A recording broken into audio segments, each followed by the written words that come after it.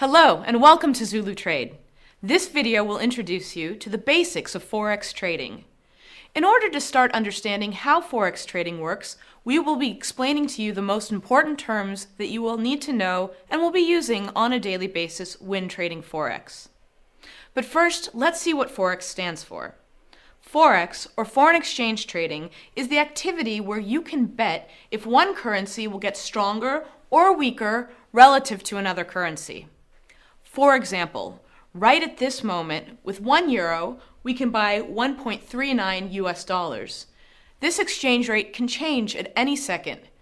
It is the banks which are continuously adjusting to the rhythms of supply and demand that are responsible for this exchange fluctuation. So let's make a bet. Let's bet that the euro will become stronger than the US dollar. In this case, we buy a euro-US dollar pair. Remember, when we believe that one currency will rise against another, we buy the strong currency and we sell the weak one. Since in most cases the sale of the currency will be handled by an outside brokerage firm, all we have to do is buy the euro-US dollar pair. Another way to say this is that we will go long on the euro-US dollar pair. So when we go long on the euro-US dollar pair, we bet that the euro will rise against the US dollar. Or, if we go long on the US dollar-euro pair, then we believe that the US dollar will become stronger than the euro. If we believe that the euro will become weaker against the dollar, we can also sell the euro against the dollar. Another way of saying this is that we will short the euro-US dollar pair. So when we short the euro-US dollar pair, we are betting that the euro will become weaker than the US dollar. So let's consider a real-life example. Right this second, with €1, I can buy 1.3940 US dollars. If I go long on the euro-US dollar pair, then I bet that the euro will go up against the US dollar. Now, let's watch what happens. 1.3940, 1.3941, 1.3942, 1.3943, 1.3944, up until 1.3947. Great, we were right. Now, with €1, I can buy 1.3947 US dollars. Let's quit betting and take our profit now. To figure out how much we just made, we first need to check how many euros we bet. So let's say for this bet, I risked 10,000 euros. Before I placed my bet 5 minutes ago, 10,000 euros would have bought me 13,940 US dollars. But after my bet was finalized, 10,000 euros bought me 13,947 US dollars. In just 5 minutes, I made a profit of $7 as the euro gained 7 pips against the dollar. What's a pip? Good question. 1 pip represents 1/100th%, or 0.0001, which is the smallest amount of currency fluctuation used by Forex, and it is the unit used to express the price change of an exchange rate. The brokerage firms want to help you make larger bets without you having to deposit the full amount of the bet. To understand how leverage works, let's assume that you believe that the euro will become much stronger against the dollar. You are so sure about this that you would even bet 100,000 euros, but you can't afford it. No problem. The brokerage firms will let you take this risk and lend you the 100,000 euros. All they need from you is only 1,000 euros as a collateral deposit. From the brokerage firms, you can borrow 100, 200, or even 400 times the amount of your initial collateral deposit.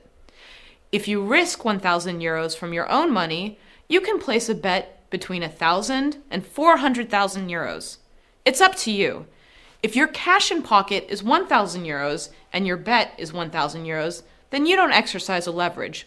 Or you can say that you exercise a leverage ratio of 1:1.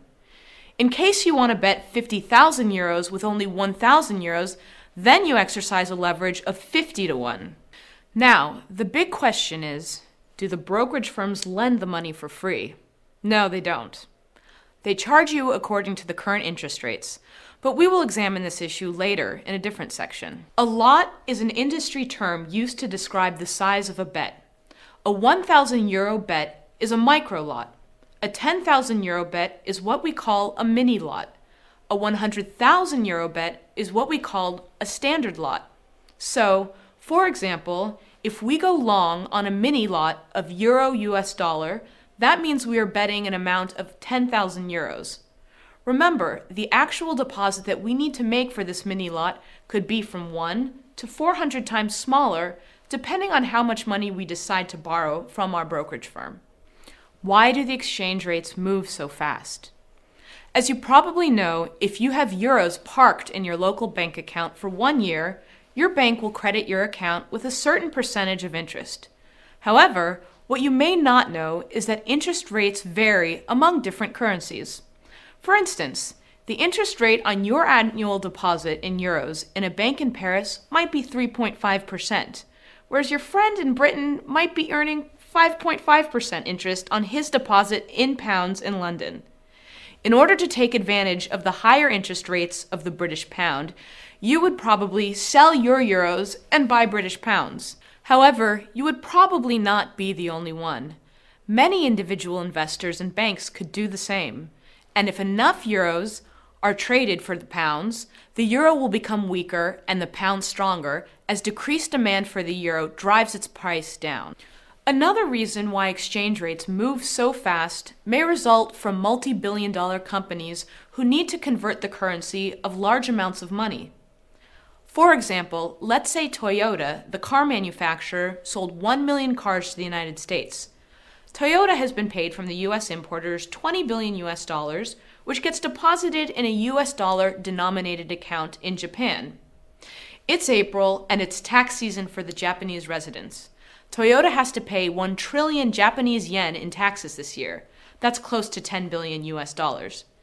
This is a large amount, even for Toyota. In order to pay the Japanese government, Toyota will have to convert the 10 billion US dollars to Japanese yen. So, Toyota goes into the Forex market and sells US dollars and buys Japanese yen. The demand for US dollars at this moment will naturally go down since 10 billion US dollars are being sold all at once. Similarly, the demand for Japanese yen goes up because somebody wants to buy 1 trillion Japanese yen. In this case, the exchange rate between the euro and the Japanese yen could easily be affected. A last example relates to the timing and circulation of market information. For instance, let's say a financial report is published and shows instability in Europe. The unemployment rate has been going up lately, and companies are beginning to report negative growth. This news will scare many banks, prompting them to sell the euro, and the euro will decline against other currencies as a result. An important point to remember is this. Typically, the stronger the image of a country or a group of countries that represent a currency, the stronger that currency becomes against others in the long run.